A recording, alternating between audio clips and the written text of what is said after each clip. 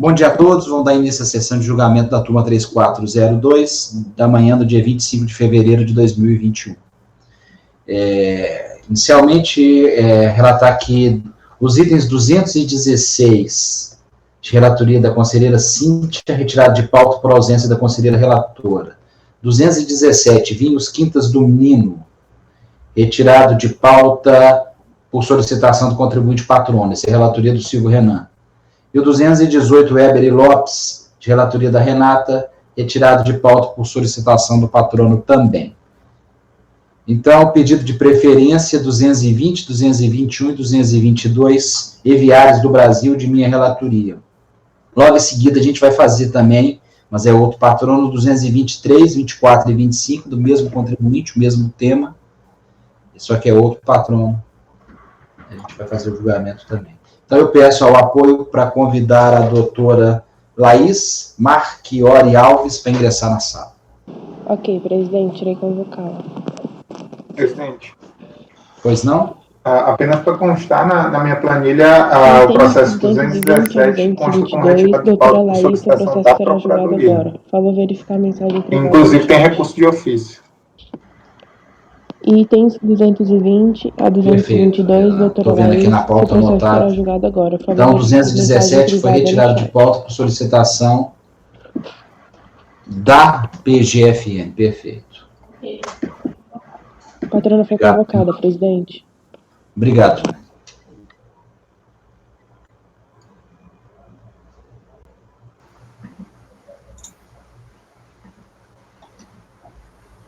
Bom dia. Bom dia. Bom dia. Bom dia, doutora Laís. Vamos dar agora início ao julgamento dos itens 220, 221 e 222, Eviários do Brasil, de minha relatoria. Eu já antecipo para a doutora que vai ser uma nova proposta de diligência, inclusive nos termos da consideração feita em resposta à diligência anterior.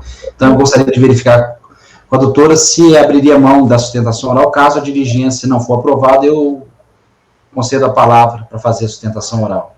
Não, abro mão sim. Abro mão sim. Excelente. Esse caso, gente,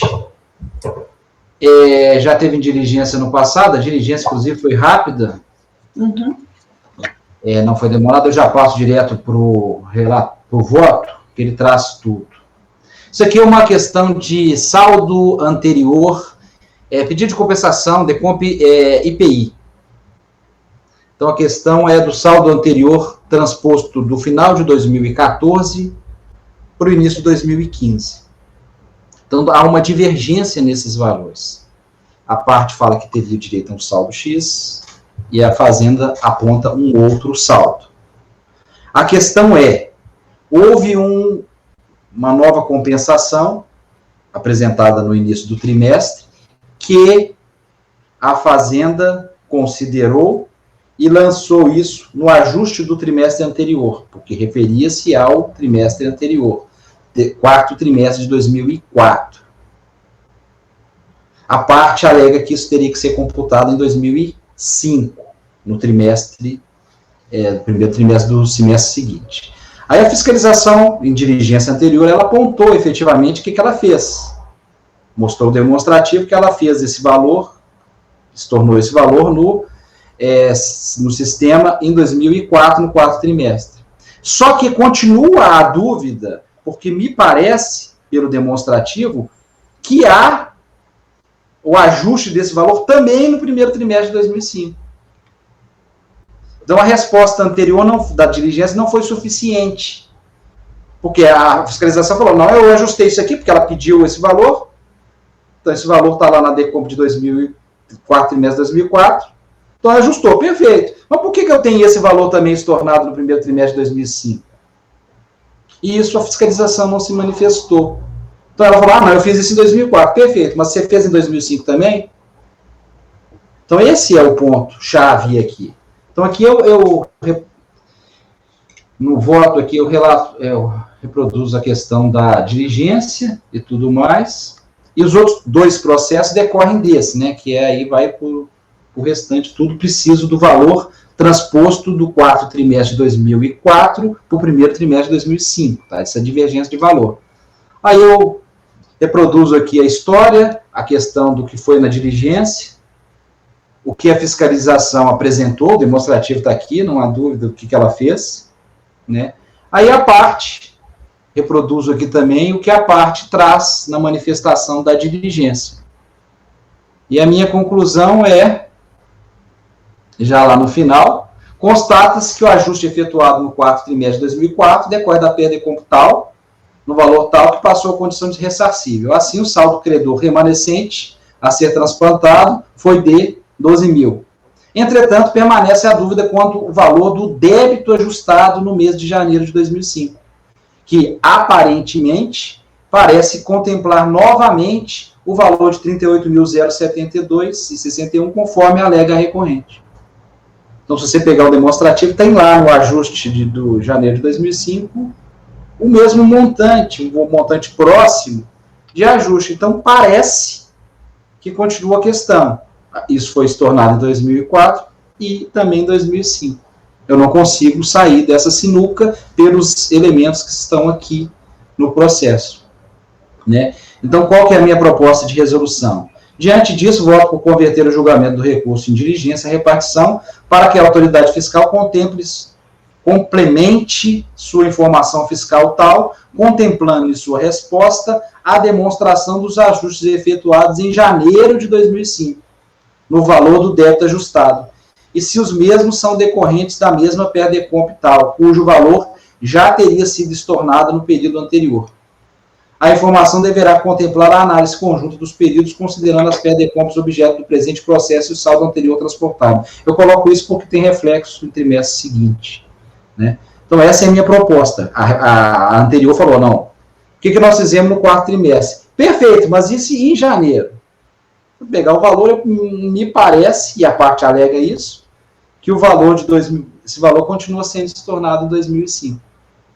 Então, essa é a minha proposta de diligência, os três processos, um decorre do outro, né?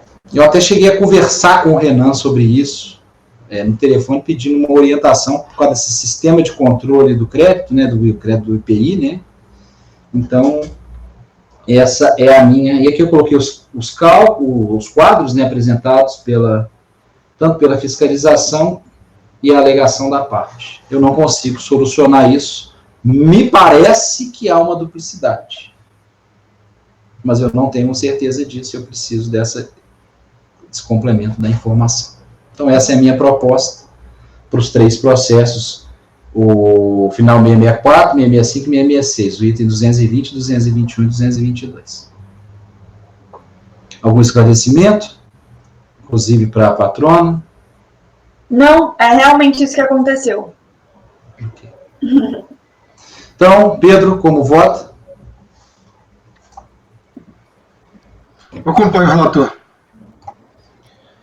Ok, Maísa? Acompanho. Silvio Renan? Com o relator. Renata? Com o relator. Paulo? Acompanho. Maria Eduarda? Acompanho. Thaís? Com o relator.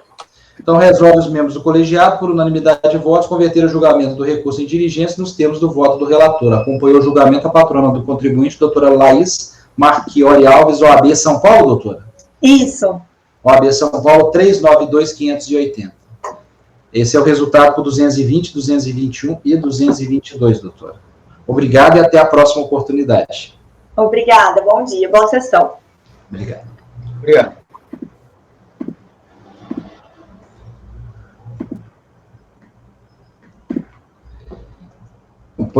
Os três próximos, é o outro patrono, é a mesma coisa, só que ele tem um complicador a mais. Deixa eu só fazer as anotações aqui.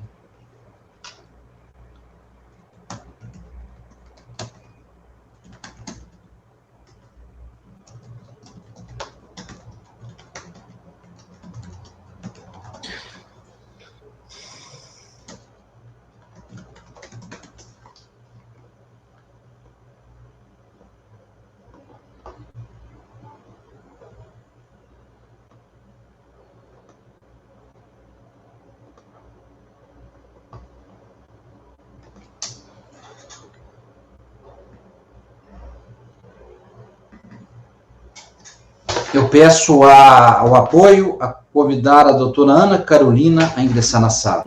Itens 223, 224 e 225. Ok, presidente, irei convocá-la.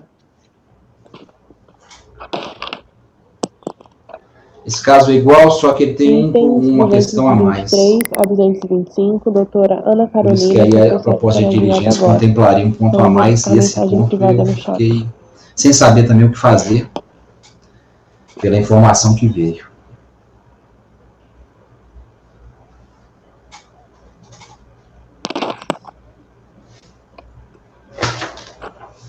Itens 223 a 225, doutora Ana Carolina, seu processo será julgado agora. Vamos verificar. Também é a mesma questão de saldo anterior, só que esse aí parece que teve uma glosa no quarto trimestre de 2004, que tem um probleminha não, um descasamento de informação. Bom dia, doutora Ana Carolina, seja bem-vinda à nossa turma. Bom dia. Estamos escutando? Sim, está. Bom dia. Sim. Julgaremos agora os itens 223, 224 e 225, também da Eviários do Brasil. Nós julgamos 3 processos dele anteriormente, de minha relatoria. Doutora, a minha proposta, eu vou fazer uma proposta de diligência aqui novamente, inclusive considerando tudo que a parte fez, colocou em resposta à diligência fiscal anterior, fazendo aquelas considerações que vocês fizeram. Então, eu gostaria de saber da senhora se abriria mão da sustentação oral. Caso a diligência não for aprovada, eu concedo a palavra para fazer a sustentação oral. Gostaria de verificar com a senhora. Sim. Poderia ser? Uma nova diligência? Uma nova diligência, exatamente. Aí, eu poderia depois, se a senhora quiser fazer mais alguma consideração a partir do que eu vou relatar aqui e da resolução da turma. Tá, ok. Aí o senhor relata, e daí se eu tiver alguma dúvida, alguma coisa, Perfeito. aí eu posso indagar na sequência, ok. Sim. Questão, doutora e colegiado, é a mesma parecida com o processo anterior. A questão é o saldo anterior do quarto trimestre de 2004 também, e o valor transposto para o primeiro trimestre de 2005. Esse é o ponto que continua dando problema, inclusive nesses 3 processos. Eu tenho essa divergência no valor e outro, por conta de uma compensação, é a mesma coisa, então eu vou pedir o esclarecimento, o complemento da informação vindo da diligência anterior, só que aqui, em resposta à resolução, à diligência anterior, a fiscalização, ela me apresentou que que houve uma glosa de um valor, de um crédito, que ocorreu no quarto trimestre de 2004, na DECOMP, final 0922. Essa DECOMP foi transmitida em 14 de janeiro de 2005. E aí resultou nesse saldo final de 2004, diferente do que a empresa controla, e foi transplantado para o período seguinte, o valor é menor. Aí a gente ainda vai ter aquela diferença, né? Glosou o valor no último trimestre e glosou novamente no primeiro trimestre. A gente ainda tem esse problema que não bate as informações da parte e da fazenda. Mesmo caso relatado no item anterior. Só que aqui a parte alega que essa PERDECOMP, na concepção dela, está homologada. Ela apresenta cópia das telas do sistema, e eu reproduzo aqui na minha proposta de diligência, que parece que ela não foi notificada de nenhuma glosa, de nenhuma operação em cima disso que ela declarou. A fiscalização, ela apresenta um termo de verificação fiscal efetuado por uma delegacia, se não me engano, de Ribeirão Preto, por uma outra unidade da Receita, que teria gerado um processo número tal, processo inclusive 528, esse aqui é o processo 529. Apresenta esse termo de constatação fiscal, que aponta que a fiscalização glosou no sistema créditos temporâneos de IPI pleiteados no montante de R$ 205.129,34. Só que a parte, ela desconhece essa informação. E não consta nos autos nenhum termo de ciência desse termo de constatação, desse termo de fiscalização, ou o nome que, porventura, a fiscalização dê para isso. E a parte interessada, ela apresenta as telinhas do sistema aqui, que aponta que isso estaria situação homologado. E eu consultei esse processo, que esse termo de constatação fala, esse processo ele não existe. Eu não consigo acessar esse processo. A numeração dele me parece que é lógica, é um anterior a esse que a gente está julgando. Só que eu não sei o que aconteceu, eu não sei o que foi feito lá. Eu tenho um termo de encerramento que fala que foi glosado umas questões, né? Então, a minha proposta de diligência é qual? Eu já estou lendo no finalzinho. Constata-se que o ajuste efetuado no quarto trimestre de 2004 decorreu da revisão da PEDECOMP, final 0922, que resultou na glosa no Sistema de Controle do Crédito e Compensações dos créditos temporâneos de IPI pleiteados no montante de R$ 205.129,34. Entretanto, a recorrente alega que a referida PEDECOMP foi integralmente homologada, confirmando os valores declarados resultantes do saldo credor transportado em janeiro de 2005, no montante de R$ 542.615,79. Aí coloco. Possivelmente a recorrente não considerou no montante do saldo transportado o valor compensado objeto da referida PEDECOMP, que é R$ 237.064,14, visto que a mesma foi transmitida em 14 de janeiro de 2005. Aí aquela questão, deveria considerar isso no saldo do trimestre anterior ou nesse saldo? Não pode ser em duplicidade. É o mesmo caso que a gente falou nos processos anteriores. A autoridade fiscal anexou o termo de constatação. Ocorre que não localizamos o processo administrativo de número final 528/2009-37, nem a comprovação da ciência do referido termo de conclusão fiscal, ou outro documento que poderia dar ciência à recorrente quanto às glosas efetuadas. A autoridade fiscal alegou que não poderia anexar a cópia do PEDECOMP pela ausência da funcionalidade no sistema para declarações transmitidas antes de 2006. Então, minha proposta de resolução, que a fiscalização complemente a informação fiscal tal, contemplando em sua resposta a demonstração dos ajustes efetuados em janeiro de 2005, e se os mesmos são decorrentes da mesma PEDECOMP final 0922, cujo valor já teria sido estornado no período anterior. É o mesmo caso que eu relatei nos 3 processos anteriores, para ver se há duplicidade nessa glosa, nesse ajuste dos valores. Porque a parte afirma que ela tem 542 e a fiscalização afirma que tem muito menos. Essa diferença não é apenas o outro ponto, o que a fiscalização glosou. Esse ajuste pode ser também diferente de duplicidade em ajustes, do mesmo caso dos processos anteriores. Mas aqui eu coloco a segunda parte, que a fiscalização anexa a comprovação da ciência do termo de conclusão fiscal vinculado ao MPF tal da DRF de Ribeirão Preto, correspondente ao quarto trimestre de 2004, ou de outro documento que poderia dar ciência à recorrente quanto às glosas, objeto do PEDECOMP tal. Essa é a minha proposta. O colegiado, se tiver alguma complementação, especialmente o Silvio Renan, com relação à experiência dele nesse tipo de serviço, eu cheguei inclusive, a consultá-lo com relação a isso, e, posteriormente, eu franqueio a palavra à patrona para alguma consideração. Assim, nesse processo, eu lembro que eu já tive contato, inclusive, com a norma de execução para a instrução processual, quando esses pedidos de ressarcimento, declaração de compensação de PI, eles vão a litígio, né? A norma de execução, ela não previa a juntada de informações relativas aos períodos anteriores. Então, o que é juntada é, efetivamente, as planilhas de análise do crédito daquele período. Então, normalmente, essa instrução melhor, em que se explica como que chegou a esse saldo, via de regra, ela é realizada muitas vezes dentro da própria DRJ. Isso, na verdade, é muito obscuro. Para o colegiado ter uma ideia, Eu já deixo até aberto nos dias de IPI o manual do SCC IPI, porque realmente é bastante complexo. Esse estorno de pedido de ressarcimento, a apuração realizada pelo SCC, ela é diferente da apuração realizada pelo contribuinte. E que vai cair muito bem no que o presidente vai argumentar.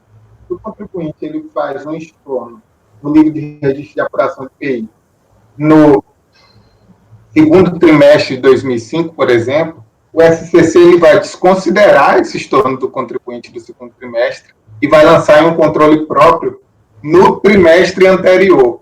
Então, pode ser justamente esse o problema desse processo. O contribuinte pode ter informado em outro campo esse estorno, o sistema ele vai desconsiderar para efeitos de controle do próprio sistema qualquer informação do contribuinte e vai lançar novamente no período anterior. Então, pode ser que isso tenha acontecido, por isso que eu acho que a diligência vai cair. E nessa questão do processo é mais obscuro ainda. Renato, está falhando um pouquinho. Você poderia falar mais próximo ao microfone, por gentileza? Isso, melhor.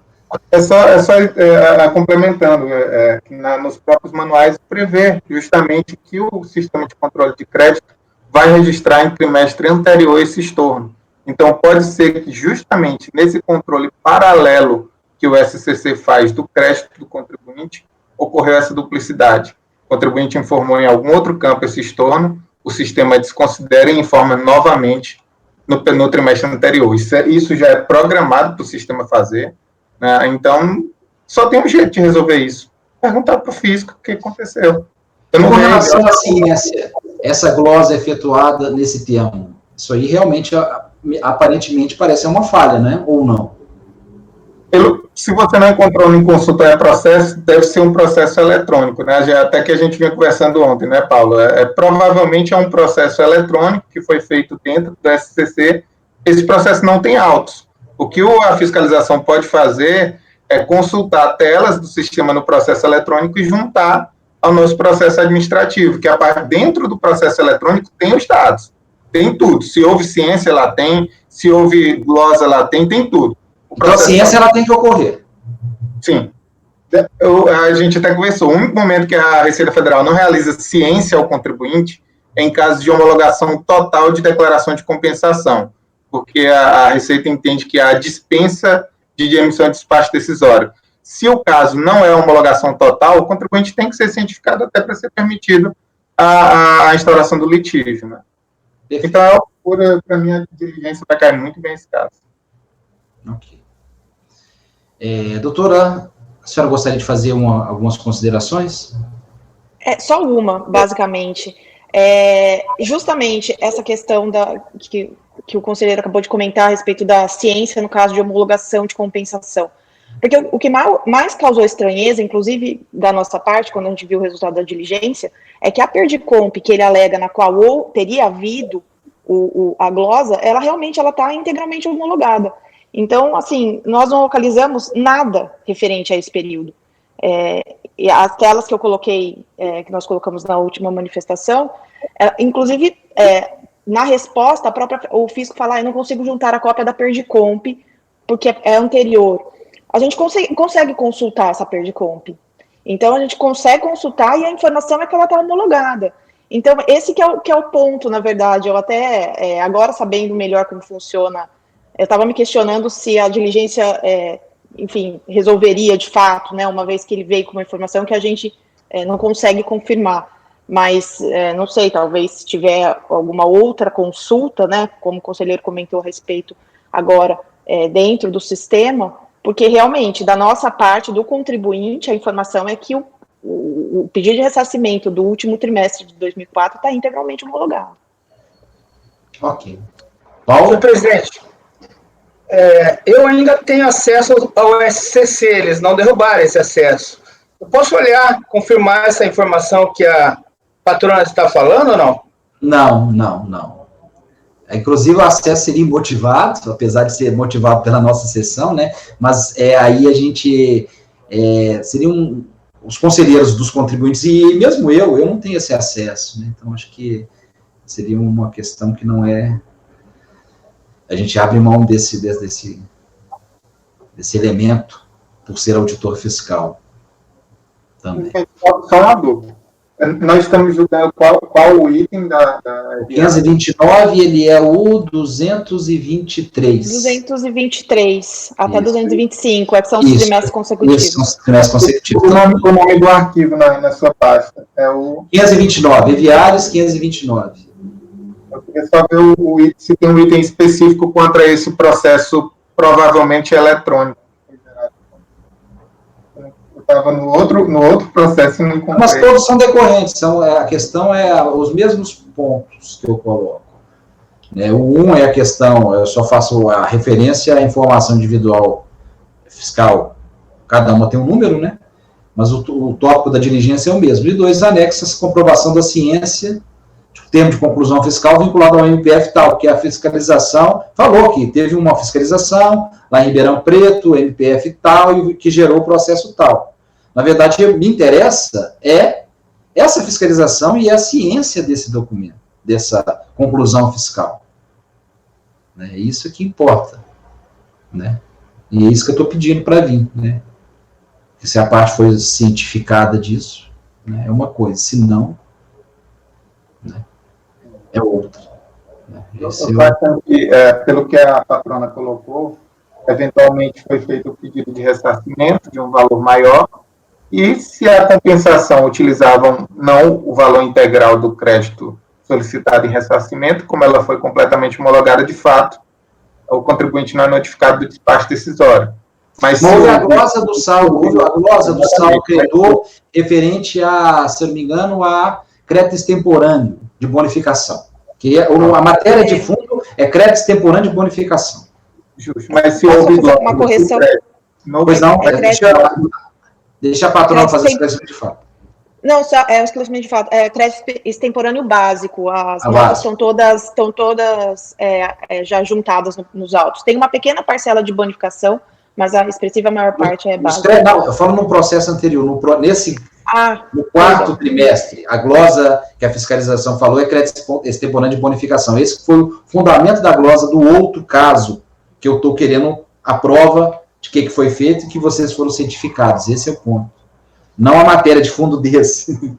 A matéria de fundo do crédito glosado do trimestre anterior, Renan. Então, é isso. Houve uma glosa. Não. Esse é o ponto. Então, isso. Se houve uma glosa, entendo eu que a parte deveria ter sido cientificada para se defender, como a gente está julgando os casos assim. O julgamento do ressarcimento aí teria que ser comunicado ao contribuinte a existência da glosa.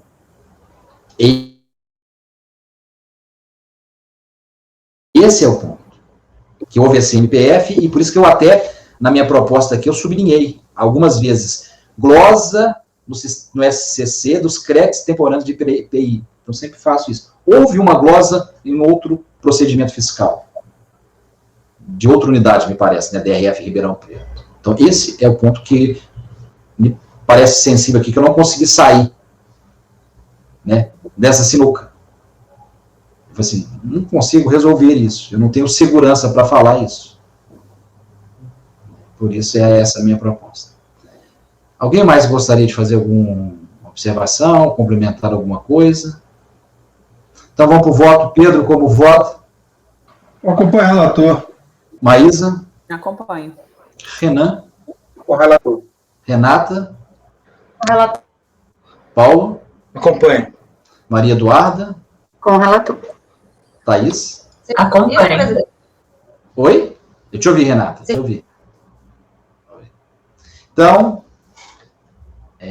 só um segundo, deixa eu proclamar o resultado. Volta aqui a tela. Resolve os membros do colegiado, por unanimidade de votos, converter o julgamento do recurso de diligência nos termos do voto do relator. Acompanhou o julgamento a patrona do contribuinte, doutora Ana Carolina Scorpan Charnet, OAB São Paulo, doutora? Sim. 208.989. Esse é o resultado por 223, 224 e 225 da pauta. Doutora Ana Carolina, obrigado, até a próxima oportunidade. Muito obrigada. Até mais.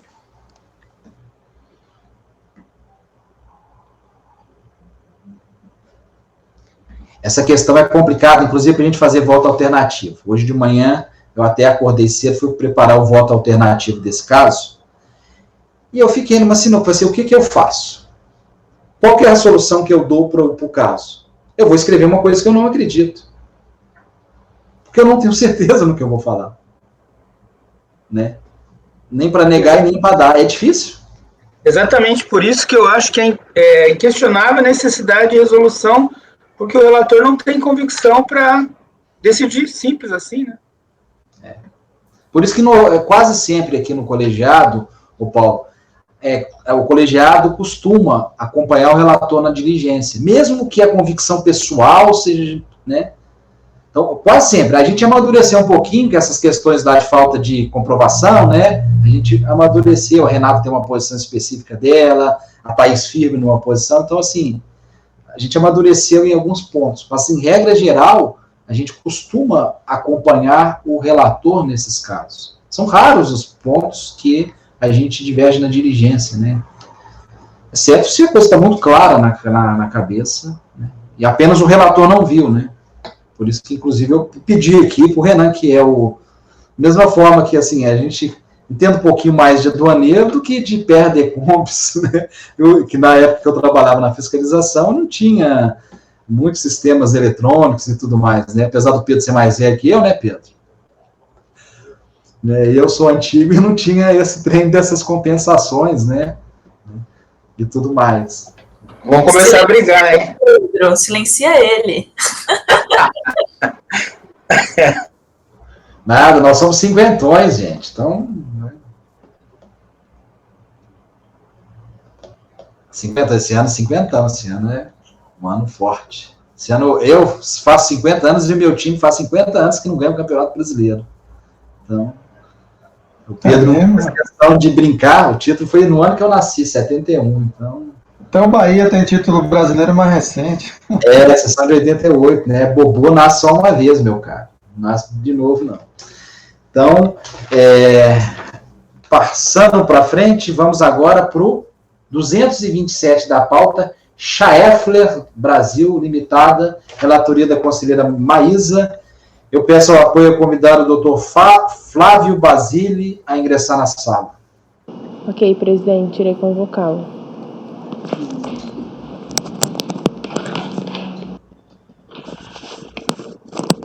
Item 227 da pauta, Dr. Flávio, seu processo será julgado agora. Por favor, verificar a mensagem privada no chat.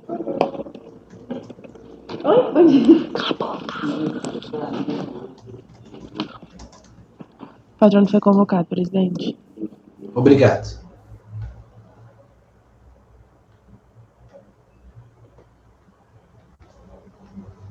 Mas completando o que a gente estava falando antes, da composição da turma, o ideal, especialmente dos fazendários, é ter um especialista em decomp, né, em compensações e tudo mais, um aduaneiro na turma. Isso aí não pode ter uma turma sem, né, essas questões. Isso, o fazendário é imprescindível. Mas da outra representação também, né, é importante ter essa composição plural na turma. Mas essa história da Decomp, hoje eu vejo como o Renan fazia falta antes dele existir na turma. Porque essa história de que ele sabe o que os números da Decomp significam, né? Ele sabe do sistema, ele tem esses documentos aí que ele fala o nome e a gente nunca ouviu dizer, porque é quem faz a fiscalização que tem acesso, né? O contribuinte não tem acesso. Thaís, então, não adianta fiscal velho também não. E não adianta fiscal velho também não, auditor velho não, tem que ser auditor novo. Recentemente. Mas quem trabalha com compensação, quem trabalha com fiscalização não sabe disso também. Não sabe o Renan é uma joinha, tem que ficar aí. Isso. Doutor Fábio Basile, seja bem-vindo à nossa turma julgadora. Julgaremos agora o item 200. Bom dia. 227 da pauta, Schaeffler Brasil, de relatoria da conselheira Maísa. A conselheira fará a leitura do seu relatório e, posteriormente, concedo a palavra para a sua sustentação oral por 15 minutos. Conselheira Maísa, tem a palavra. Trata-se de pedido de ressarcimento de IPI, formulado pelo sujeito passivo, referente ao primeiro trimestre de 2007, formulado no PER número tal. Ao referido PER foi vinculado pedido de compensação para compensação com débito de PIS não cumulativo, referente ao período de apuração de março. Após fiscalização, foi lavrado o despacho decisório por entender que o sujeito passivo não apresentou documentos necessários para fundamentar o crédito, no termos do despacho. Eu vou ler porque é relevante essa questão. Mr. frisar que a compensação da existência do crédito deve ser feita por quem a invoca, ou seja, o contribuinte. A mera alegação pelo contribuinte da existência de direito creditório não comprova que o crédito realmente existe ou é líquido e certo. Para tal comprovação, deveria ter sido apresentada a documentação fiscal correspondente que permite comprovar a existência e o valor do crédito alegado. Fecho aspas. Inconformada, a empresa apresentou manifestação de conformidade, evidenciando que os documentos foram apresentados de acordo com o diploma infralegal vigente à época, Ato Declaratório Executivo COFINS 15 de 2001, e não na norma exigida pela fiscalização indevidamente de forma retroativa. Ato Declaratório Executivo COFINS número 55, 2009. Referida defesa foi julgada improcedente pelo acordo da DRJ, assim emendado.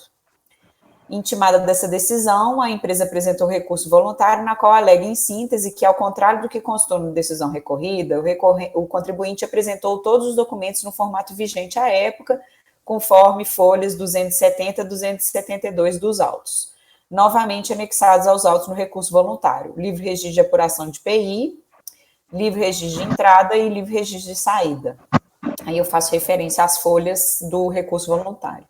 Em seguida, os autos foram direcionados a este conselho para julgamento, é o relatório. Doutor Fábio, são 9h47, o senhor tem 15 minutos. Bom dia a todos, bom dia, senhores conselheiros, todos os presentes. Como adiantado pela senhora relatora, o recurso voluntário foi interposto em nome da Schaeffler Brasil. Só para contextualizar, a Schaeffler é uma indústria alemã, produtora, com sede em Sorocaba, produtora de rolamentos, embreagens, dispositivos para embreagens de veículos automotores, inclusive aviões. Inclusive, independente da marca do veículo, provavelmente o veículo dos senhores deve ter algum componente da Schaeffler, porque ela trabalha com todas as marcas, só para dar a noção do tamanho da operação da empresa, tá? E, no que interessa ao processo administrativo, a origem do despacho decisório é um pedido de ressarcimento de IPI do primeiro trimestre de 2007. Após a transmissão do pedido de ressarcimento, a Schaeffler também transmitiu um pedido de compensação para compensar esse crédito de IPI com débito de PIS de março de 2007. Tá? Eu queria pedir licença só para compartilhar minha tela, só vou mostrar algumas páginas do processo administrativo, porque aqui a gente não vai discutir o mérito do crédito do IPI, mas sim o procedimento adotado pela fiscalização no curso do pedido de documentos. Só um minutinho.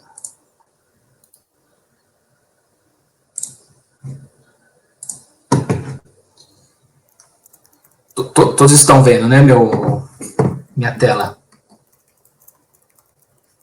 Ok.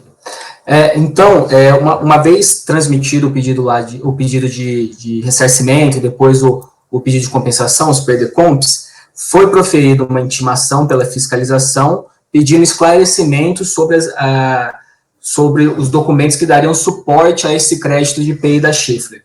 Então, como os senhores podem ver, eles pediram informações contábeis, informações fiscais e outros documentos. E o detalhe que eu quero chamar a atenção, e que é o ponto principal aqui da discussão, é que a fiscalização ela pediu que os documentos eletrônicos fossem entregues no formato estabelecido pelo Ato Declaratório COFINS número 55 de 2009. No entanto, ponto aqui que a época dos fatos geradores, em 2007, o ato vigente era o Ato Declaratório COFINS 15 de 2001. Isso é bem importante, porque o Ato Declaratório COFINS 55, ele trouxe uma série de novos campos que deveriam ser adicionados às informações eletrônicas e fiscais das empresas, dos contribuintes. Então, a Schaeffler, em 2007, quando escriturou e documentou essas operações, ela o fez com base no ato declaratório vigente à época, que era o ADE COFINS 15 de 2001. Então, vários dos campos que eram exigidos posteriormente pelo ato declaratório 55 não constavam como exigência no ato declaratório 15 de 2001.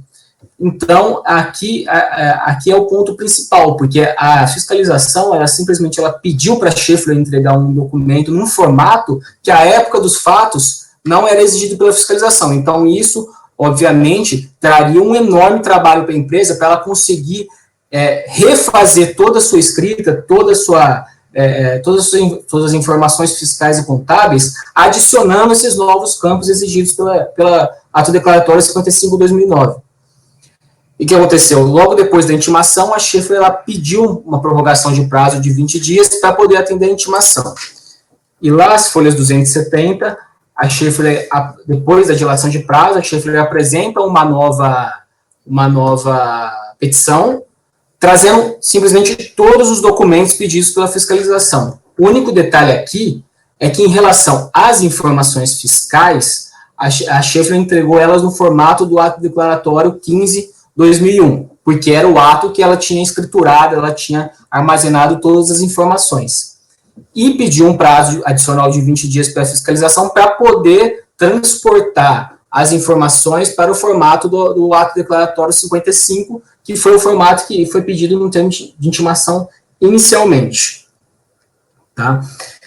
E foi concedido esse prazo de 20 dias, e posteriormente a Schaeffler apresentou uma nova petição à fiscalização para as folhas 273, porque ela, na hora que ela começou a transportar essas informações fiscais para o formato do ato declaratório 55, ela viu que ia ser um trabalho bem complicado. Então, ela apresentou uma petição pedindo reconsideração para a fiscalização, para que ela aceitasse o formato já entregue das informações fiscais do ato declaratório 15/2001. E caso o pedido de reconsideração não fosse aceito, que fosse concedido mais prazo para que ela pudesse adequar as informações ao ato declaratório 55. Foi proferida logo depois uma nova intimação, dando o prazo de 15 dias de 20 dias para a entrega das informações fiscais. E, finalmente, estou acabando aqui o que eu tenho que projetar para vocês, já estou bem no fim. A Schaeffler apresentou uma nova petição, que está a partir das folhas 281 dos autos digitais, entregando toda a documentação nos moldes do ato declaratório 55/2009.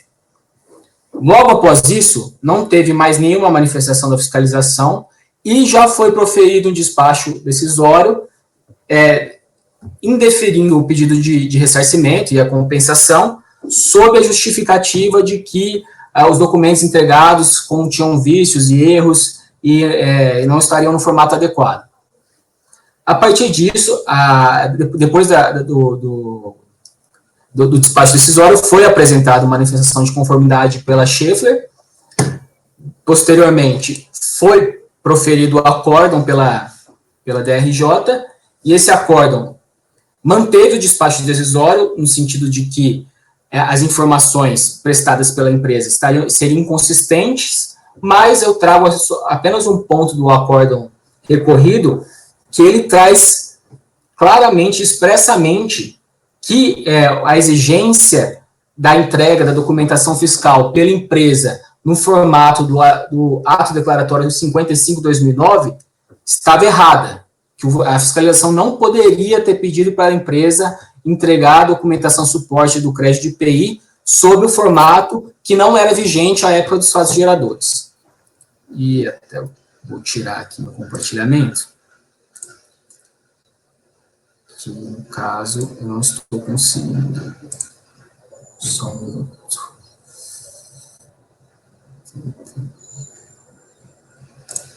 Aí, saiu. Tá. Só para finalizar a minha exposição e resumir os fatos. No nosso recurso voluntário, o principal fundamento é o seguinte: primeiro, deve ser encarado e deve se ter aqui nesse julgamento a premissa da boa-fé da Schaeffler durante todo o curso de fiscalização. Isso porque ela transmitiu os PERDECOMPs e assim que foi intimada para a apresentação dos documentos, ela pediu um pedido de dilação de prazo de 20 dias e logo depois apresentou toda a documentação pedida pela fiscalização.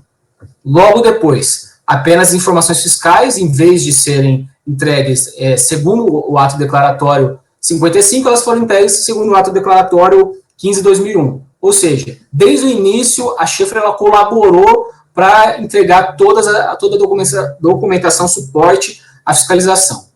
O segundo ponto é que a fiscalização ela tem um vício incontornável, uma nulidade incontornável, que é exatamente exigir do contribuinte a entrega de um documento em um formato que, à época dos fatos geradores, não era exigido, em um formato que trazia campos e informações que não eram exigidos na época dos fatos geradores. Inclusive, é importante destacar que só em relação a esse pedido de ressarcimento, ele envolve quase 3 mil notas fiscais, ou seja, é uma informação gigantesca, isso por conta do tamanho da empresa, da operação da empresa.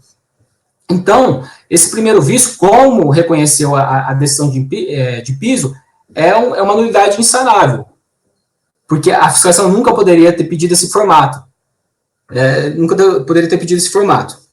E, além do que, se tivesse sido pedido o formato logo no início da fiscalização e a Schaeffer tivesse entregado esses documentos conforme o ato declaratório correto, como ela fez no começo da fiscalização, e esse documento tivesse alguma inconsistência, isso seria sanado no curso de procedimento fiscal de forma simples, e apenas a questão de ter pedido um outro formato acabou tumultuando todo o procedimento. Então, nós entendemos pela nulidade do procedimento, inclusive como trazido na própria decisão de piso. E, por fim, eu acho que um ponto que é bom também levantar aqui é que foi proferido depois que a empresa apresentou os últimos documentos, o último CD, no formato do ato declaratório 55/2009. A fiscalização, ela simplesmente não se manifestou por eventuais vícios que são alegados no despacho decisório, vícios e erros que tem os documentos digitais entregues, ela não se manifestou, ela não intimou a Schaeffer, que contribuiu desde o começo para a fiscalização, para que ela pudesse corrigir eventuais vícios, inconsistências no arquivo magnético entregue, ela simplesmente proferiu um despacho decisório, dizendo que não foi comprovado, não foi apresentado documentos de suporte para o crédito de IPI, e seguiu a discussão que deu origem a toda essa discussão administrativa sobre uma questão procedimental, enquanto a empresa entregou todos os seus documentos, inclusive nós trouxemos com o recurso voluntário os livros, mostrando que a empresa, por ser uma empresa alemã, inclusive, ela mantém a sua escrituração, essa documentação, assim, de modo fidedigno e organizado, e não tivemos nem a oportunidade de discutir o mérito aqui. Então, para finalizar minha sustentação oral, nós pedimos primeiro, que seja reconhecido esse vício, essa nulidade no procedimento fiscal, para que o despacho decisório seja anulado e seja reiniciado o procedimento de conferência da documentação suporte do crédito de IPI, ou o que eu até entendo que seja pelo princípio da economia processual, depois de tantos anos que esse processo está tramitando, que seja convertido o julgamento em diligência para que os arquivos entregues, principalmente aqueles entregues no formato do ADE 15/2001, sejam devidamente analisados pela fiscalização, e caso haja alguma inconsistência, algum novo pedido de documentos, a Schaeffer se colocará à disposição para colaborar, para comprovar o suporte do seu crédito de IPI. É isso, muito obrigado pela atenção. Ok, doutor, obrigado. A relatora tem a palavra para fazer a leitura do voto. Bom, presidente, até foi bom que o patrono colocou, vocês podem ver pelo meu voto que eu faço referência até aos mesmos documentos que ele colocou na sustentação oral. Então, mostra que a sustentação oral é relevante nesses casos, assim, né? Então, vamos lá. O recurso voluntário tempestivo cabe ser conhecido. Como relatado, observe-se que desde o início do presente processo, a única discussão travada na presente seara foi quanto à suposta ausência de documentos apresentados pelo sujeito passivo desde a fiscalização, essenciais para a análise da validade do direito creditório. Com efeito, no relatório do despacho decisório, a fiscalização indica que o contribuinte não teria apresentado os documentos necessários para a análise do crédito, tanto no formato do ato 15 como do ato 55. Aí eu faço transcrição para vocês do termo do relatório da fiscalização. Em suas defesas administrativas, a empresa busca evidenciar que apresentou a documentação à fiscalização no formato do ADE 15, vigente à época dos fatos geradores envolvidos no presente pedido de ressarcimento, sendo que os erros que foram constatados seriam no formato do ADE 55, formato solicitado que não estava vigente à época. De fato, atentando-se para os presentes autos, observe-se que a fiscalização incorreu em erro na lavratura dos termos de intimação fiscal, induzindo equivocadamente a recorrente a erro no sentido de que gostaria que seus documentos contábeis, referentes ao período de janeiro a março de 2007, deveriam ser apresentados em formato ainda não vigente à época, ADE 55.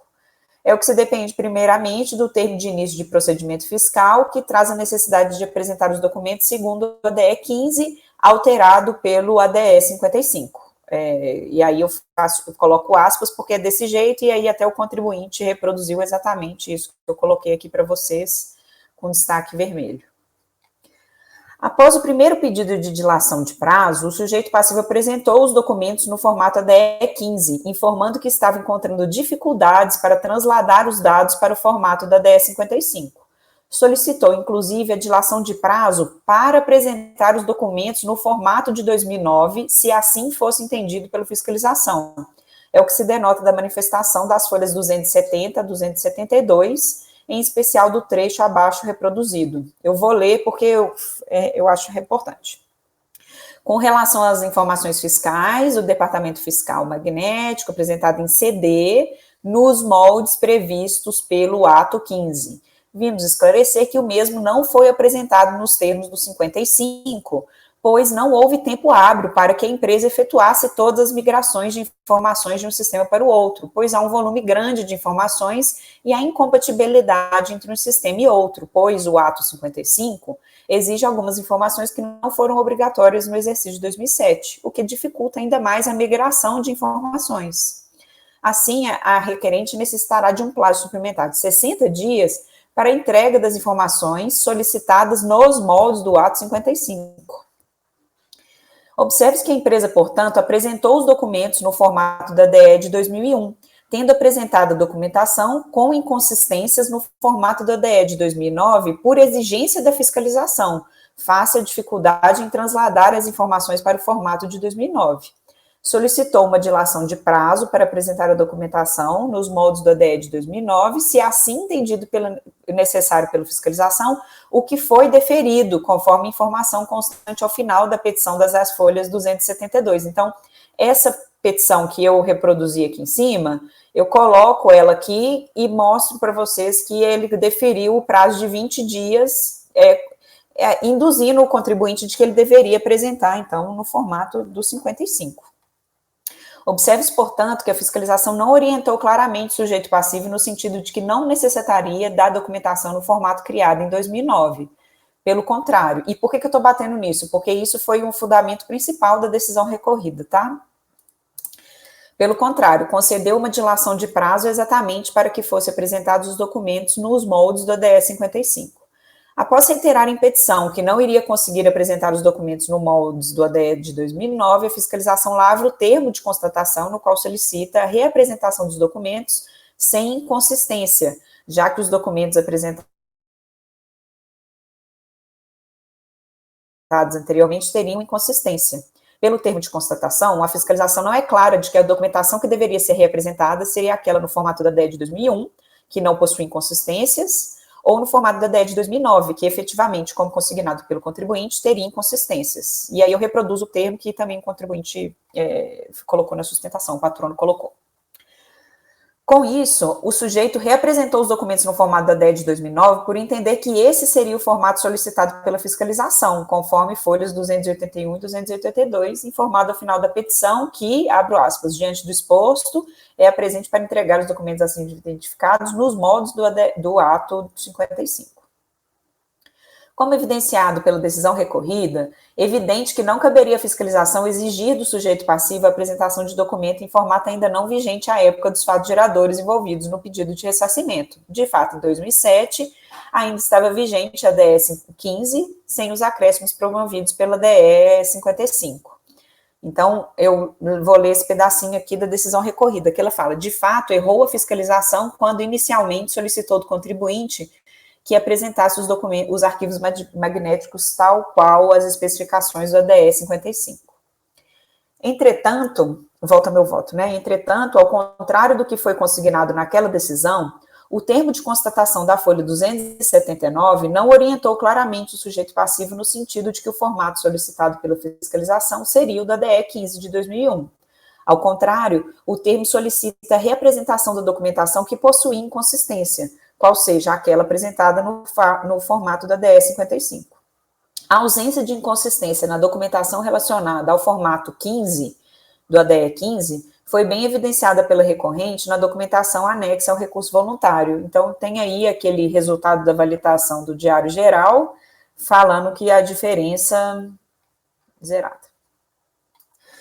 E a recorrente, nessa fase administrativa, novamente apresenta os documentos que já haviam sido apresentados em sede de fiscalização, conforme indicado na petição das folhas 270 e 272, evidenciando que se trata de documentos para análise do direito creditório do sujeito passivo. Então, eu faço referência de novo ao que eu falei no relatório, livro de apuração, etc. Diante dessas circunstâncias, entendo que a fiscalização claramente induziu a recorrente em erro ao solicitar a documentação em formato não existente à época dos fatos geradores objeto de ressarcimento, ignorando, sem qualquer motivo, a documentação apresentada no formato vigente à época. A motivação trazida no despacho decisório quanto à suposta ausência de documentos não se mostra contundente com os documentos que foram apresentados em sede de fiscalização, novamente anexados aos presentes autos em sede de recurso voluntário. Com isso, cabe ser afastada a motivação trazida no despacho decisório para reconhecer a existência nos presentes autos de documentos para análise do direito creditório. Com efeito, diante dessas circunstâncias, afastado o único fundamento apresentado para a negativa da restituição do crédito, ausência de provas, necessário que seja realizado um novo trabalho fiscal para confirmação da validade e liquidez do crédito, e não simplesmente a realização de uma diligência para verificação de sua validade nessa segunda instância administrativa. Então, aqui eu falo dessa questão com efeito presente processo e eventuais considerações quanto à própria validade do crédito, à luz da documentação que já havia sido apresentada à fiscalização, não pode ser objeto de análise por este colegiado sob pena de supressão de instância. Cumpre salientar que eventuais documentos que já apresentados pelo sujeito passivo em sede de fiscalização, que eventualmente não foram localizados na repartição, devem ser novamente solicitados para garantir a análise do direito de crédito do contribuinte à luz da documentação necessária dentro do formato vigente à época dos fatos. Então, diante do exposto, deve ser dado parcial provimento ao recurso voluntário para reformar o despacho decisório e, afastado o fundamento de ausência de prova, seja analisada a liquidez e certeza do crédito pleiteado. É como voto, presidente. Ok. Então, aberta a fase de debates. Thaís? Eu acho perfeita a proposta da relatora. O que eu queria aí contribuir com o colegiado é que esse tipo de situação já aconteceu e já foi avaliada pelo CARF no acórdão 3302.006.418, tá? Na verdade, parece que existem alguns processos desse mesmo contribuinte, desse acórdão que eu citei aqui, e todos, a questão é justamente a forma de apresentação de documentos, tá? Dessa diferença dos ADEs, né? Inclusive, nesses casos aqui especificamente, se exige o ADE de 2010, o posterior ainda, ao invés desse 15, que era o vigente à época dos fatos. E daí, isso é reconhecido, esse direito do contribuinte de comprovar segundo a lei vigente à época, né? E aí seria, inclusive, uma sugestão para a relatora de, eventualmente, colocar na ementa, e talvez uma frase no voto, alguma coisa, que é retroatividade de lei, no final das contas. Né, isso daqui, porque se exigiu uma lei posterior para a verificação aí da fiscalização. Então, mas a proposta é perfeita porque o despacho inicial ficou prejudicado, né, a causa do despacho. Porque exigiu do contribuinte que se corroborar seu crédito de acordo com uma legislação que ainda não era vigente para os fatos geradores. Eu não coloquei, Thaís, até para te esclarecer o porquê que eu não pus isso, porque a decisão recorrida tinha reconhecido isso. Ela mesma falou que ele não tinha, que a fiscalização errou ao exigir. Só que, na decisão de primeira instância, ele fala assim, mas o contribuinte não foi induzido a erro a reapresentar os documentos no formato de 2001. Sim, tem esse a mais no seu caso. Então, por isso, até quando eu li esse acórdão, esse outro acórdão, eu não consegui fazer um comparativo para ver se a situação fática era idêntica, porque lá no acórdão não tinha nenhuma dessas informações. Então, por isso que eu quis analisar realmente esse caso aqui, para mostrar que realmente, a meu ver, o contribuinte foi realmente induzido a erro para apresentar no formato de 2009. E depois, no termo de constatação, ele não fala claramente o que ele quer no formato de 2001, e desde o início o contribuinte está entendendo que ele tem que apresentar no de 2009. Então, eu posso até colocar essa questão da retroatividade, mas acabou não sendo o fundamento da decisão, porque isso, a decisão recorrida aceitou. Ela já tinha aceitado. Mas você não concorda que a lei correta era o ADI 15 para o despacho? A decisão recorrida, sim. Não, esquece a decisão recorrida. Não, no despacho ele não fala isso. No despacho decisório, ele fala aqui, em 19, que é eu pulei aqui do início do relatório, né? Em 19, houve decurso do prazo sem que o contribuinte apresentasse as informações fiscais, tanto no formato ADE 15, então ele fala como se ele não tivesse apresentado no 15, quanto no ADE 55, requerido no termo de início de procedimento, forma que pudesse ser análise. Ele então, falou dos dois ADS. Foi como se o contribuinte não tivesse apresentado nem no 15. Só que como ele apresentou em CD, eu nem tenho os documentos aqui. Aí eles foram e reapresentaram, falando, olha, a gente já apresentou esses documentos. Ok, a Maria Eduarda quer falar, o Renan quer falar e o Paulo também. Então, Maria Eduarda, depois Renan, depois Paulo. Só uma sugestão pequena, mas é no fim, porque pelo que eu estou entendendo aqui, você está mandando o processo voltar para um novo despacho decisório, né? Então, só uma sugestão de redação é que no final constasse o provimento parcial para anular o despacho decisório, para não ficar nenhuma dúvida em razão disso, que vai iniciar tudo novamente, né, desde o início. Então, em vez de reformar, eu coloco anular. Tudo bem, para mim tá tudo certinho, obrigada. Ok, Renan, depois Paulo. Antes das minhas considerações, qual é o número do acórdão, Thaís, que você mencionou? 3301 00.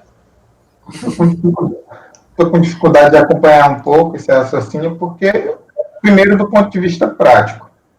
Então, o auditor estaria impedido de solicitar essas novas informações que foram previstas no ADS 55 de 2009?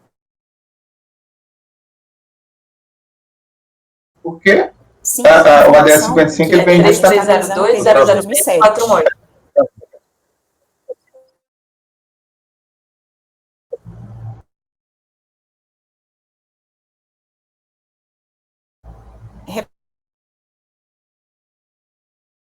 Repete até, Thaís, eu vou colocar ele aqui no voto.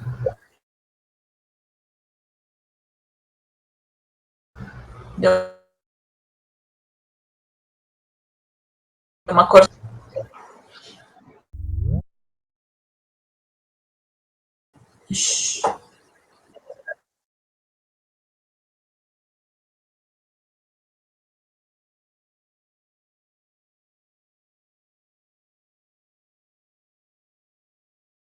Pessoal, vocês estão me ouvindo? Agora estou. Está me ouvindo também? Eu acho que todo mundo travou. Eu caí. Todo mundo caiu, né? Tá. O patrono está presente? Renan, é o 3302 006 418. Aqui houve uma queda, eu não sei se houve por... Enfim, eu perdi alguma coisa aí. Nós estamos com o Renan anotando o número do acordo, no precedente que a Thaís colocou. Renan, suas considerações? Então, Melhor, desculpa, presidente, esperar a relatora voltar. Maísa não. A Maísa está presente, está aqui, Maísa de Sá. MD está presente. Eu estou vendo a imagem. O Pedro, eu também não estou vendo a imagem, vocês estão vendo? Não, imagem não. Pedro, Renata e Maísa, vocês estão ouvindo? Estou me ouvindo? Estão me vendo? Vendo não, ouvindo sim, mas a câmera sua está desabilitada. Estou tendo um problema de conexão aqui da banda larga aqui de casa, estou botando... Todo mundo está tendo. Celular. É um problema nacional. Agora a Renata que não retornou ainda, né? A Maísa, eu estou ouvindo a Maísa. Renata? Eu retornei, mas a câmera deu um piripaque aqui. Estava funcionando tão bem. Mas ela está desabilitada. Não, na verdade, eu não consigo habilitar. Eu aperto aqui e o negócio não vai. Eu vou... Pronto, peraí. Foi. Sim, foi. Sim, agora sim. Vamos lá, Renan. Pode concluir seu raciocínio. Como eu também eu tenho um pouco de dificuldade de acompanhar essa nulidade pelo seguinte. O primeiro ponto que eu toquei. Primeiro, do ponto de vista prático. Então, em tese, essa nulidade impediria o auditor de solicitar essas novas informações que ele necessitaria, como ele identificou, pela... Gente, me dá só um minuto que o reflexo está bem na minha cara, eu não estou conseguindo. Só um segundo. Enquanto isso, Paulo, você gostaria de fazer sua observação antes do Renan? Eu aguardo o Renan. Vou aguardar o Renan. Ok, então vamos lá, Renan. Por que eu estou com dificuldade de acompanhar essa nulidade? O auditor está simplesmente solicitando informações complementares dos arquivos que ele pediu, que no entendimento dele seriam necessários na realização da fiscalização. Só que aí a gente batiria no impedimento tocado pela relatora do impedimento da retroatividade desse ADE, né, que foi previsto. Só que, a meu ver, isso aparentemente está bem incluído no artigo 144 CTN, que se aplica-se ao lançamento da legislação posteriormente à ocorrência do fato gerador da obrigação, tenha instituído novos critérios de apuração ou processos de fiscalização, ampliado os poderes de investigação das autoridades administrativas, ou otorgado ao crédito várias garantias ou privilégios, exceto neste último caso, para efeito de atribuir responsabilidade tributária a terceiros. O que está me parecendo é que o auditor está justamente isso. O ADE, com a FIS 55, ele veio prever à autoridade administrativa o poder, novos critérios de apuração e de fiscalização. Então, se ele entende que há necessidade desses novos dados para que ele realize a fiscalização dele, e foi ainda mais correta a atitude do fiscal em conceder reiteradamente novos prazos para que o contribuinte pudesse se adequar. Porque eu sei que, do ponto de vista prático, para o lado do contribuinte também é muito complicado. Essas adequações, especialmente quando é uma escrituração totalmente feita digitalmente, é bem complicado fazer essas adaptações, mas o auditor, ele foi sempre concedendo. Eu não estou conseguindo ouvir, tá cortando toda hora. Relação de prazo para o contribuinte pudesse se adaptar. Também, o meu problema em si, do ponto de vista teórico, é que eu não vejo impedimento. Gente.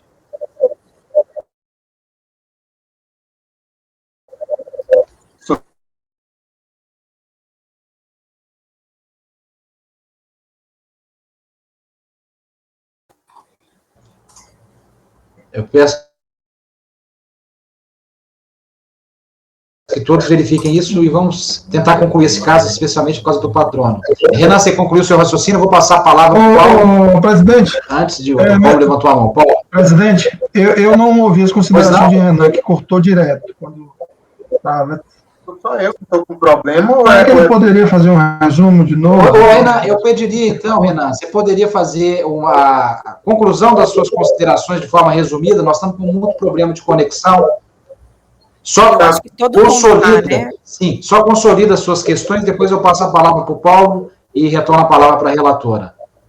Para resumir, o auditor, eu entendo que o auditor deveria tem esse poder de solicitar essas novas informações, quando ele entende que isso é necessário para a fiscalização, e do ponto de vista normativo estaria abrangido pelo artigo 144, parágrafo 1º CTN. Perfeito. Paulo, você tem a palavra?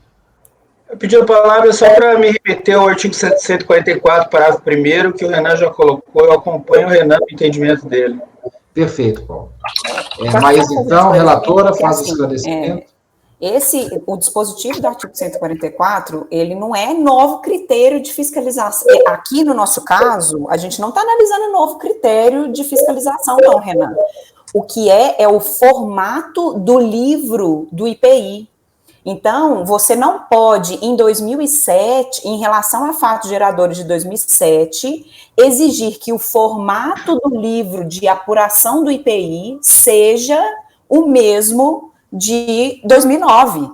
Então, isso aí é realmente uma retroatividade, não é novos critérios de fiscalização ou de apuração, é formato de livro fiscal. Então, isso daí eu acho que tem que ficar muito claro. Eu entendi o seu raciocínio do 144 quanto a novos critérios de fiscalização. A DRJ reconheceu que está errado exigir os documentos no formato de 2009. Por quê? O que aqui ele está falando é o seguinte: cumpra a sua obrigação acessória no formato ainda não vigente à época. É isso que é a exigência aqui no caso. Então, eu nem cheguei a bater nisso no meu voto, porque, a meu ver, isso daí já estava um entendimento que já existiria no processo, lá no acordo da DRJ, que ele falou, sim, o fiscal errou ao pedir o documento no formato de 2009. Então, aqui, não estou falando novos critérios, que nem a gente tem, por exemplo, da CPMF, pode solicitar documentos novos. A gente não está falando em novos documentos, a gente está falando no formato no qual o livro de apuração do IPI tem que ser apresentado. E isso daí a fiscalização não pode pedir no ano antigo. Então, eu não estou falando aqui de critérios de fiscalização, eu estou falando aqui de documento. O documento não é um critério. Então, o artigo 144, ele resguarda isso para o contribuinte. Então, a gente não pode falar aqui que o CTN seria aplicável nesse caso, porque o artigo 144, ele garante ao contribuinte que ele vai ter que observar a regra prevista, então ele coloca lá até o lançamento, reporte e ocorrência do fato gerador da obrigação, então a gente está falando aqui de uma obrigação acessória da apresentação do livro, e rege-se pela lei, então, vigente, ainda que posteriormente modificada ou alterada. Então, concordo com você plenamente, que os critérios é uma coisa, mas você exigir que o livro seja apresentado, a obrigação acessória seja cumprida com o formato lá na época, não, aí eu não concordo com você. Ok, Renan, Pedro gostaria de falar? Eu gostaria, posso falar? Sim, pois não, Pedro, pode falar. Eu concordo com a relatora que isso não representa mudança de critério, na verdade, até alguns dados que se exigem no novo formato poderiam não existir no formato anterior, certo? Então, uma coisa que se torna impossível, até o contribuinte fazer um ajuste, né, que é muito dinâmica essa questão de arquivos magnéticos, né? Essa quantidade de informações sempre aumenta. E também o acordo não poderia ser exigido, só que ele diz que o auditor, ele corrigiu o erro, porque no último termo de intimação ele diz que foi intimado para apresentar no formato do ADE 15. Só que eu estava vendo o termo de constatação, não faz nenhuma referência ao ADE 15, que o acórdão recorrido cita, certo? Então, não há essa referência ao ADE 15 que pudesse sanar esse erro do auditor. Né? Então, são as considerações que eu... Ok, eu acho que já está bem madura essa questão, esclarecimento e tudo mais. É Renan, pois não? Esqueci de passar a palavra. Está mudo, Renan? Está mudo. É só contar a questão de que o ADE traria a previsão diferente para a apresentação do livro. Não é para a apresentação do livro, não. É a apresentação dos documentos que serão fiscalizados, não é o livro em si. O próprio ADE, ele diz que as pessoas jurídicas da IN 86, quando intimadas por auditor, deverão apresentar os arquivos digitais e sistemas contendo informações relativas aos seus negócios, atividades econômicas, financeiras, observadas as orientações do anexo único. E aí são todas as informações do contribuinte, não é um livro especificamente que vai ser apresentado em outro formato. Por isso que eu entendo que cabe perfeitamente ser enquadrado no 144. Entendo a dificuldade levantada pelo Pedro de realizar essa adaptação, dificuldade prática realmente existente, mas ainda assim eu mantenho meu posicionamento. Ok, perfeito. Vamos para o voto então, gente. Eu acho que já está madura a questão, especialmente porque as conexões não estão maduras, né? A conexão é a que está fraca. Presidente, então, só uma questão, eu vou incluir isso no meu voto do artigo 144, essas questões, principalmente porque teve o debate aqui no colegiado quanto a essa questão. Ok, perfeito. Então vamos para o voto então. A relatora está dando parcial provimento para anular o despacho, voltando para a nova decisão. Pedro, como vota? Diante da confusão que foi feita, que fica evidente, eu acompanho a relatora a corrigir os erros cometidos, equívocos cometidos pelo auditor. Ok. Silvio Renan? Eu já comentei, eu vou abrir divergência para alegar provimento.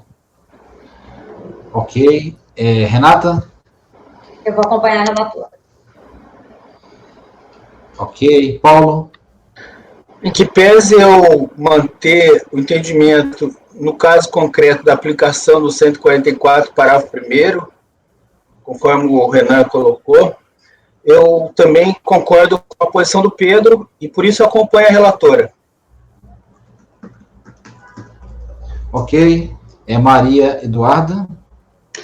Vou acompanhar a relatora, presidente. Eu só queria ressaltar que, assim, essa posição do Renan, para mim, ela é uma posição que me preocupa, porque passaria a ser exigido realmente do contribuinte que a qualquer tempo ele tivesse que apresentar ou ter documentos que não eram exigidos à época. Então, eu acho isso muito temerário e muito preocupante, em termos, a gente seguir essa linha. Entendo a preocupação do 144, mas como bem pontuou a Maísa, eu acho que não é o caso aqui, que não é um critério de fiscalização que está sendo alterado, né? Então, eu acompanho a relatora integralmente. Ok, Thaís? Presidente, já fiz minhas manifestações, eu acompanho a relatora. Ok. Eu também vou acompanhar a relatora, especialmente porque se trata de informações eletrônicas, formatos, e a questão de extração de dados, de informação tecnológica, ela é muito complicada, ela não é uma coisa assim, um livro de papel, que você tinha que ter feito antes.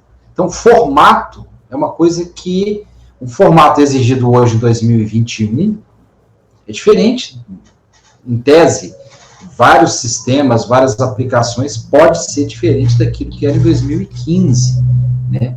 E exigir essa adequação pretérita, eu acho realmente temerário. É claro que a essência, a lógica, a informação ela tem que existir pelos livros, né? Mas com relação a formato, aí eu já acho um pouco temerário a retroatividade nesse sentido. Por isso eu concordo, acompanho a relatora, então acordo os membros do colegiado, por maioria de votos, em dar parcial provimento ao recurso voluntário, para anular o despacho decisório e, afastando o fundamento da ausência de prova, seja analisada a liquidez e certeza do crédito pleiteado. Vencido o conselheiro Silvio Renan do Nascimento Almeida, fez sustentação oral, patrono do contribuinte, Dr. Fábio Basílio, OAB São Paulo, 344-217. Obrigado, doutor, até a próxima oportunidade. Perfeito, obrigado, bom dia a todos, bom trabalho para vocês. Pessoal, então nós matamos o 227, vocês precisam de um intervalinho, 10h30 é um bom horário, né? Mas um intervalinho curto, 10 minutinhos no máximo. Depois a gente vai fazer em ordem. Mirv Brasil, não sei por que esse relator, esse presidente, não pautou os dois em sequência, né? Um é 219, o outro é 226, não sei se é igual ou se é diferente, mas é o mesmo contribuinte. Depois nós vamos para o meu, que é Artabas, que é simples. Depois 229, refrigeração TIP. E por fim, 231, Lages Tamoio. Então, 10 minutinhos de intervalo, eu peço ao apoio para interromper a gravação.